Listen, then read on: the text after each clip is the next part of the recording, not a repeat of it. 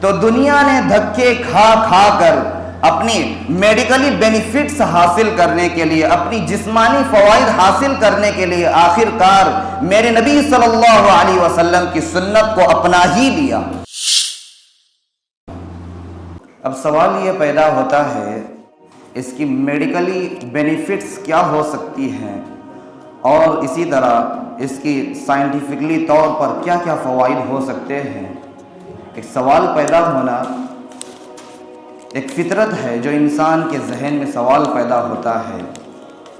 تو یاد رکھیں کہ جیسا کہ تراویح ایک نماز ہے، جس طرح دوسری نمازیں ہیں تو دیگر نمازیں تو فرض ہیں، لیکن تراویح سنت مؤکدہ ہے۔ تو یہ نماز ایک ایکسرسائز ہے، ایک ورزش ہے۔ 10 سال پہلے ڈاکٹر یہ کہا کرتے تھے، جاگنگ کا حکم دیا کرتے تھے، یعنی بھاگنے کا حکم دیا کرتے تھے تاکہ بیماریوں سے محفوظ رہے، تاکہ ہر شخص بھاگے گا تو اس کی جو بلڈ رننگ ہے وہ بہت زیادہ ہوگی، جس کی وجہ سے اس کی شریانیں صاف ہو جائیں گی، جس کی بنا پر انسان کی بیماریوں کے چانسز بہت کم ہو جاتے ہیں۔ تو 10 سال پہلے جاگنگ کا حکم دیا کرتے تھے، اب آہستہ آہستہ ڈاکٹر برسک واک کا آرڈر کرتے ہیں، برسک واک کا حکم دیتے ہیں۔ برسک واک کہتے ہیں تیز چلنے کو، چلنا ہے لیکن تیز چلنا ہے، اس کو برسک واک کہتے ہیں۔ تو اب آہستہ آہستہ ڈاکٹر برسک واک کا حکم دینے لگے ہیں۔ یہ انسان کے لیے سب سے زیادہ فائدہ مند ہے، اس لیے اس کا حکم دیتے ہیں۔ اور ڈاکٹروں نے یہ بھی کہا کہ برسک واک دن میں صرف ایک مرتبہ کرنے سے نہیں چلے گا، بلکہ کئی مرتبہ کرنا پڑے گا۔ تیزی سے چلنا اور یہ ایکسرسائز کرنا، یہ کئی مرتبہ کرنا پڑے گا، تب جا کر وہ بیماریوں سے محفوظ رہ سکتا ہے۔ کتنا بڑا اللہ کا احسان اور فضل ہے کہ جب ہم سوچیں گے تو دل بالکل خوش ہو جاتا ہے کہ یہ برسک واک ہمارے نبی صلی اللہ علیہ وسلم کی سنت ہے۔ کس کی سنت ہے؟ ہمارے نبی صلی اللہ علیہ وسلم کی سنت ہے برسک واک، تیزی سے چلنا۔ حدیث میں آتا ہے کہ رسول اللہ صلی اللہ علیہ وسلم جب چلتے تو ایسے چلتے جیسے اوپر ڈھلان سے اتر رہے ہیں۔ اگر ہم پہاڑ پر چڑھیں اور نیچے اتریں تو تیزی سے اترنا پڑتا ہے، اس لیے کہ وہ سچویشن ہی ایسی ہوتی ہے کہ آہستہ سے نہیں بلکہ پیچھے سے ایک دباؤ ہوتا ہے، جس کی بنا پر ہم تیزی سے نیچے آتے ہیں۔ تو رسول اللہ صلی اللہ علیہ وسلم جب چلتے تو تیزی سے چلا کرتے تھے۔ تو دنیا نے دھکے کھا کھا کر اپنی میڈیکلی بینیفٹس حاصل کرنے کے لیے، اپنی جسمانی فوائد حاصل کرنے کے لیے آخر کار میرے نبی صلی اللہ علیہ وسلم کی سنت کو اپنا ہی لیا، جس کا آج ڈاکٹر برسک واک کا حکم دیتے ہیں، جبکہ رسول اللہ صلی اللہ علیہ وسلم کی یہ سنت ہمیں 1400 سال پہلے ہی پتہ چل چکی تھی۔ تو اسی لیے یہ جو تراویح ہے یہ ہمارے لیے ایک ایکسرسائز ہے، ایک زبردست ایکسرسائز ہے۔ اور اسی طرح تراویح کا دوسرا بینیفٹس کیا ہے؟ حضرت مولانا پیر ذوالفقار احمد صاحب نقشبندی فرماتے ہیں کہ ایک مرتبہ ہم امریکہ میں واشنگٹن میں تھے اور وہاں پر زو میں تھے، تو ایک ڈاکٹر وہاں پر ملے اور انہوں نے ہمارا حلیہ دیکھ کر، یعنی ہمارا مسلمانوں والا حلیہ دیکھ کر انہوں نے ہم سے ڈسکس کرنا شروع کر دیا، انہوں نے ہم سے بات چیت کرنا شروع کر دی۔ تو انہوں نے کہا، حضرت مولانا فرماتے ہیں کہ ڈاکٹر نے کہا کہ جو مسلمانوں میں زیادہ عبادت گزار ہوتے ہیں، جو بہت زیادہ عبادت کرتے ہیں، ان کے چہروں پر نورانیت ہوتی ہے، ان کے چہروں پر خوبصورتی ہوتی ہے۔ تو میں نے کہا جی بالکل، مولانا کہہ رہے ہیں کہ میں نے کہا جی بالکل خوبصورتی تو ہوتی ہے۔ تو ڈاکٹر نے کہا اس کی ایک وجہ ہے۔ تو میں نے پوچھا کہ اس کی وجہ کیا ہے؟ تو ڈاکٹر نے بتایا کہ جو یہ ہارٹ کے نیچے کا جو ہمارا پارٹس آف باڈی ہے، یہاں پر ہارٹ ہوتا ہے، دل ہوتا ہے، اس کے نیچے کا جو پارٹس آف باڈی ہے، تو دل کے لیے ان پارٹس تک خون اور بلڈ کو پہنچانا بہت آسان ہوتا ہے۔ اس دل کے لیے नीचे के हिस्से में खून को पहुंचाना बहुत आसान होता है, इसलिए कि हिस्सा इस तरह होता है। आप कोई भी चीज इस तरह रखें, ऊपर पानी डालेंगे तो नीचे आसानी से आएगी ना, क्या नीचे डालने से ऊपर जाएगी? ऊपर से नीचे आएगी।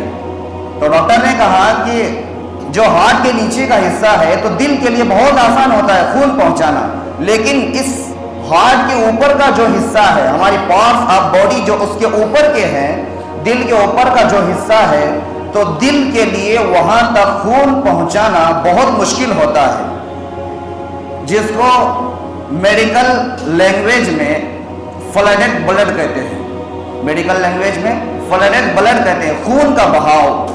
यानी दिल के लिए ऊपरी हिस्से में खून पहुंच तो जाता है, लेकिन बहुत मुश्किल से पहुंचाता है। तो जब मुसलमान नमाज पढ़ते हैं तो वो जब सजदे में जाते हैं तो उनका दिल ऊपर हो जाता है और जो दिल के ऊपर का हिस्सा है वो नीचे हो जाता है।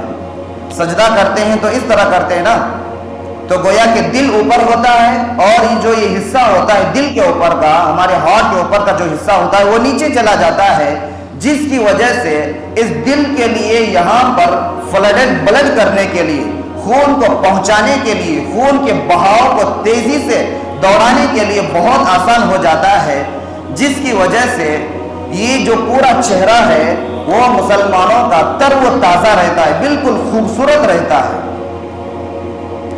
जिस फसल को जितना ज्यादा पानी छोड़ा जाता है तो उतनी हरी भरी और खुशनुमा मालूम होती है, और जिस फसल को पानी छोड़ना छोड़ दें तो फिर देखो वो किस तरह मुरझा जाती है। इसी तरह जब यहाँ मुकम्मल तौर पर फ्लडेड ब्लड नहीं होता, यानी खून नहीं पहुंचता, तो फिर हमारा ये चेहरा मांद पड़ जाता है और इसी तरह चेहरा तरोताजा नहीं रहता। तो उस डॉक्टर ने कहा कि मुसलमान जो खूबसूरत होते हैं, जो उसके अंदर इबादत गुजार होते हैं, उनकी खूबसूरती का राज यही है कि वो खूब सजदे करते हैं, जिसकी वजह से उनके चेहरों में खूब खून फैलता है, फ्लडेड ब्लड होता है, जिसकी बिना पर वो खूबसूरत नजर आते हैं। तो तरावी का हमारा दूसरा फायदा जो बेनिफिट्स हमें मिला वो क्या है? दायमी खूबसूरती। मैंने सोचा कि अगर ये फार्मूला लड़कियों को मालूम हो जाए तो शायद कि वो महंगे महंगे क्रीम खरीदना छोड़ दे और नफलें पढ़ना शुरू कर दे, इसलिए कि इसके अंदर इतना बड़ा खूबसूरती का राज है कि इंसान का चेहरा मासूम नजर आता है।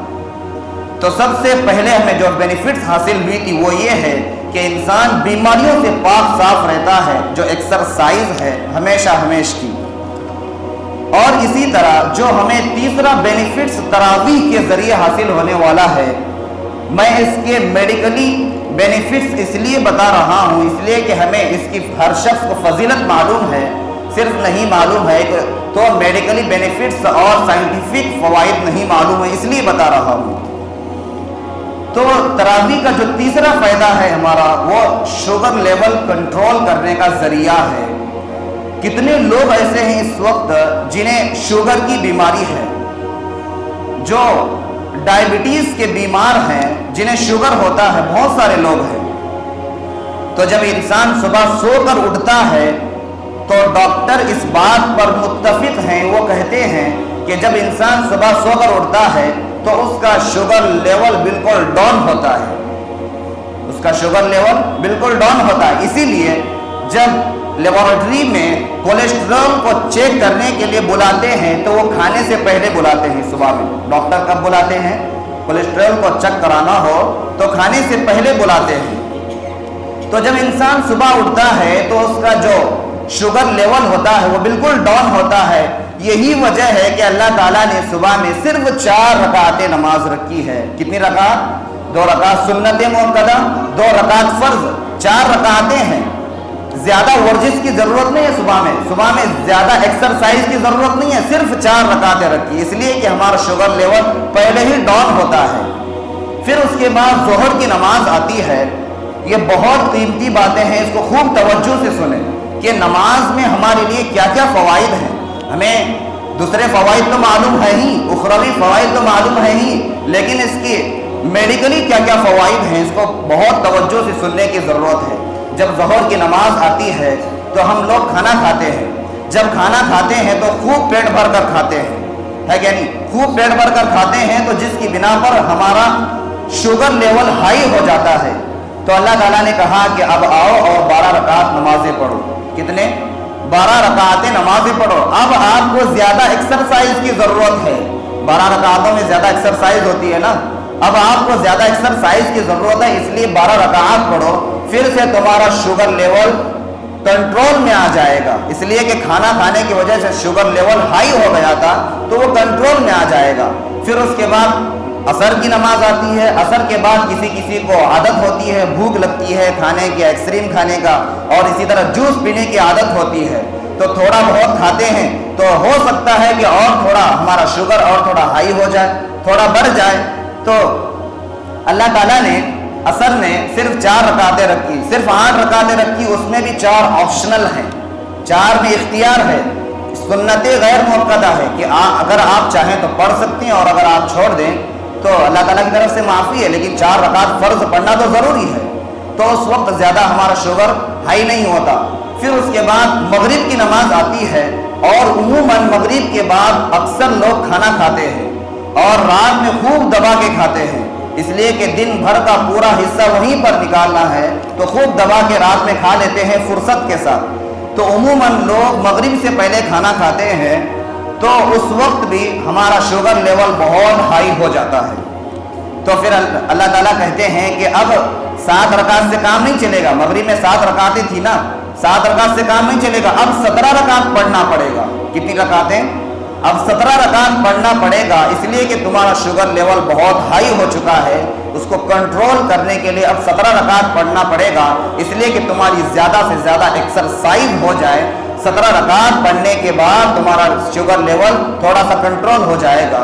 اللہ کی کتنی شان رحمت ہے، اللہ کی کیسی ہم پر رحمت ہے کہ رمضان کے مہینے میں جب ہم صبح میں سحری کرتے ہیں تو خوب سحری کھاتے ہیں. پھر جب افطار کا وقت آتا ہے تو افطار میں خوب بھوک لگی ہوتی ہے، اس لیے کہ ہم دن بھر روزہ رہتے ہیں، دھوپ میں پیاس میں دن بھر روزہ رہتے ہیں، تو خوب بھوک لگی ہوتی ہے افطار کے وقت. تو اس وقت خوب ہر شخص روزے دار جتنے ہوتے ہیں اوور ایٹنگ کر لیتے ہیں، بسیار خوری کر لیتے ہیں، یعنی خوب کھا لیتے ہیں، دن بھر کی پوری کسر نکال لیتے ہیں. تو جب خوب کھا لیتے ہیں، دن بھر کا پورا حصہ ایک ہی وقت میں کھا لیتے ہیں افطار کے وقت، تو اللہ تعالیٰ کہتے ہیں کہ اب 17 رکعت سے بھی کام نہیں چلے گا، اس لیے کہ تم نے اتنا کھایا ہے کہ تمہارا شوگر لیول بالکل ہائی ہو چکا ہے. اتنا ہائی ہو چکا ہے کہ جتنا کبھی نہیں ہوا تھا. تو اتنا ہائی ہو چکا ہے کہ اب 17 رکعت سے کام نہیں چلے گا. اب آپ کو 20 رکعت ایکسٹرا پڑھنا پڑے گا، اور 20 رکعتیں مزید پڑھنا پڑے گی، تاکہ تمہاری خوب ایکسرسائز ہو جائے اور تمہارا شوگر لیول بالکل کیا ہو، کنٹرول میں رہے.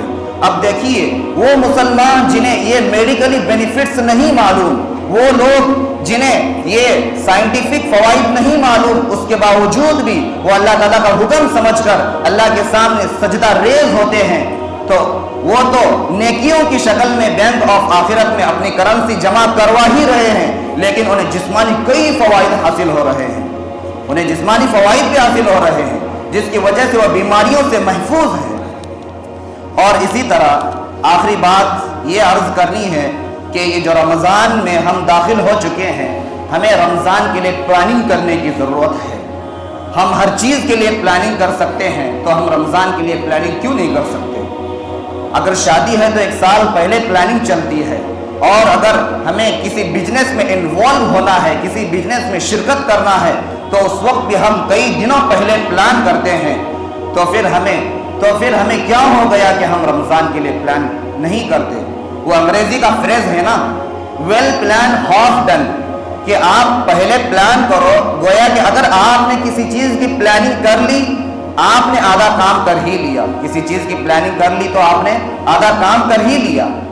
اگر آپ کو یہاں سے بیجاپور جانا ہے اور کسی ڈاکٹر کے پاس جانا ہے، آپ نے کوئی پلاننگ نہیں کی کہ وہاں پر فون پر نمبر لگایا جاتا ہے یا پھر لائن لگا کر نمبر لگایا جاتا ہے، یا پھر اس دن وہ ڈاکٹر ہے بھی یا نہیں، آپ نے کوئی پلاننگ نہیں کی، اور وہاں پر جا کر آپ نے کیا کیا؟ ڈائریکٹ آپ دواخانے میں چلے گئے، اور جانے کے بعد آپ نے دیکھا کہ گیٹ بالکل کلوز ہے، گیٹ بالکل بند ہے، آپ کو نہیں معلوم. پھر اس کے بعد آپ کو افسوس ہوا کہ ہم نے کوئی پلان نہیں کی تھی. تو اسی لیے ہم ہر چیز کے لیے پلاننگ کرتے ہیں، تو رمضان کے لیے بھی پلان کریں۔ رمضان کا پلان کیا ہے؟ رمضان کا پلان یہ ہے کہ ہم تھوڑا سا ہلکے پھلکے ہو جائیں۔ ہم کیا ہو جائیں؟ ہلکے پھلکے ہو جائیں، یعنی ہمارے کاموں کو ہم تھوڑا سا کم کر لیں، تاکہ رمضان کی عبادت کرنے کے لیے، رمضان کو گزارنے کے لیے ہمارے لیے آسان ہو جائے۔ رمضان میں جتنا ہو سکے ہم جتنی عبادتیں کر سکیں کر لینی چاہیے، اس لیے کہ ایک بات یاد رکھیں، ہم کتنے بھی قیمتی ہوں ہمیں دفنایا جائے گا، چاہے ہم کتنے بھی قیمتی ہوں ہمیں دفنایا جائے گا۔ کوئی بھی شخص ہمیں اپنے گھر کے سامنے دفنانا پسند نہیں کرے گا، ہمیں وہیں پر جانا پڑے گا جہاں پر غریب بھی ایک ساتھ لیٹے ہوئے ہیں، جہاں پر مالدار بھی ایک ساتھ لیٹے ہوئے ہیں، جہاں پر چٹائی پر سونے والے بھی ایک ساتھ لیٹے ہوئے ہیں، جہاں پر قالینوں پر سونے والے بھی ایک ساتھ لیٹے ہوئے ہیں، ہمیں وہیں پر دفنایا جائے گا۔ ہم کسی کے لیے کتنا ہی اہم کیوں نہ ہو، ہمیں دفنایا جائے گا۔ تو اسی لیے میرے بھائی اور بزرگ دوستو، یہ رمضان جو نیکیوں کا سیزن ہے، جہاں تک ہو سکے ہمیں ضرورت اس بات کی ہے کہ اس کے اندر خوب نیکیاں لوٹنے کی کوشش کریں۔ اگر ہمیں معلوم ہو جائے کہ کہیں پر انویسٹمنٹ کرنے سے 100 روپے انویسٹمنٹ کرنے سے ہمیں دن میں 100 روپے انویسٹمنٹ کرنے سے 500 روپے ملتے ہیں، ہر شخص دوڑ پڑے گا۔ 1000 روپے انویسٹمنٹ کرنے سے 5 دن میں 1500 روپے آ رہے ہیں، پورا مہینہ آ رہے ہیں، ڈبل ٹبل نہ جانے کتنا ہو جاتا ہے، ہر شخص دوڑ پڑتا ہے۔ ارے یہ انویسٹمنٹ کرنے کا مہینہ ہے، اس میں جتنا زیادہ انویسٹمنٹ کریں گے اتنا زیادہ ہماری کرنسی بینک آف آخرت میں جمع ہوگی، جو ہمیں ہیئر آفٹر کام میں آئے گی، جو ہمیں آخرت میں کام میں آئے گی، ورنہ وہاں پر پچھتاوے کے علاوہ کچھ نہیں ہونے والا ہے۔ تو اسی لیے اب تک 4-5 دن گزر چکے ہیں رمضان کے، ہم سے جتنی کوتاہیاں ہوئی ہو گئی، اب دعائیں کرنے کی ضرورت ہے کہ اے اللہ آئندہ جو ایام آنے والے ہیں ہمیں ان ایام کی قدردانی کرنے کی توفیق عطا فرمائے۔ آخر میں ایک واقعہ سنا کر میں اپنی بات کو ختم کرنا چاہتا ہوں۔ حضرت موسیٰ علیہ السلام ایک مرتبہ اللہ تعالیٰ سے انہوں نے پوچھا، کیونکہ موسیٰ علیہ السلام کلیم اللہ تھے نا، اللہ تعالیٰ سے باتیں کیا کرتے تھے، تو اللہ تعالیٰ سے پوچھا کہ اللہ جب کوئی نیک آدمی، جب کوئی دیندار آدمی آپ سے دعا کرتا ہے، آپ سے معافی مانگتا ہے، اپنے گناہوں کی معافی مانگتا ہے، تو آپ کیا کہتے ہیں؟ تو اللہ تعالیٰ نے کہا کہ موسیٰ میں لبیک کہتا ہوں، میں ایک مرتبہ لبیک کہتا ہوں، جس کا معنی ہے میں حاضر ہوں۔ اور جب گناہگار توبہ کرتا ہے تو آپ کیا کہتے ہیں؟ تو اللہ تعالیٰ نے کہا کہ جب گناہگار میرے سامنے ہاتھ اٹھاتا ہے تو میں 3 مرتبہ لبیک کہتا ہوں۔ کتنی مرتبہ؟ 3 مرتبہ لبیک کہتا ہوں۔ جب نیک آدمی اللہ تعالیٰ کے سامنے ہاتھ اٹھاتا ہے تو اللہ تعالیٰ 1 مرتبہ لبیک کہتے ہیں۔ جب گناہگار ہاتھ اٹھاتا ہے تو اللہ تعالیٰ 3 مرتبہ لبیک کہتے ہیں۔ موسیٰ علیہ السلام نے ریزن پوچھا کہ کیا وجہ ہے کہ گناہگار تو اتنا آپ کا نافرمان ہے، اس کے باوجود اس کے لیے 3 لبیک، اور جو دیندار ہے جو آپ کے دربار میں بار بار آتا ہے اس کے لیے صرف 1 لائک، اس کے لیے 3 لائک، اور اس کے لیے صرف 1 لائک، ایسا کیوں؟ تو اللہ تعالیٰ نے فرمایا اس لیے کہ جو نیکوکار ہوتا ہے اسے اپنے نیکی پر گمان ہوتا ہے کہ اللہ تعالیٰ میرے نیکیوں کی وجہ سے مجھے بخش دے گا، اور جو گناہگار ہوتا ہے میں اس لیے 3 مرتبہ لبیک کہتا ہوں کہ اسے میری مغفرت، میری رحمت پر اس کو امید ہوتی ہے کہ اللہ اپنی رحمت سے مجھے معاف کر دے گا۔ تو اسی لیے ہم میں سے کوئی پاک نہیں ہے، ہم میں سے ہر شخص گناہگار ہے۔ اسی لیے آج جمعہ ہے، آج ہمیں خوب توبہ کرنے کی ضرورت ہے تاکہ ہم بھی اللہ تعالیٰ کے دربار میں مقبول بن جائیں۔ اللہ تعالیٰ ہمیں ان باتوں پر عمل کرنے کی توفیق عطا فرمائے۔ وآخر دعوانا الحمدللہ رب العالمین۔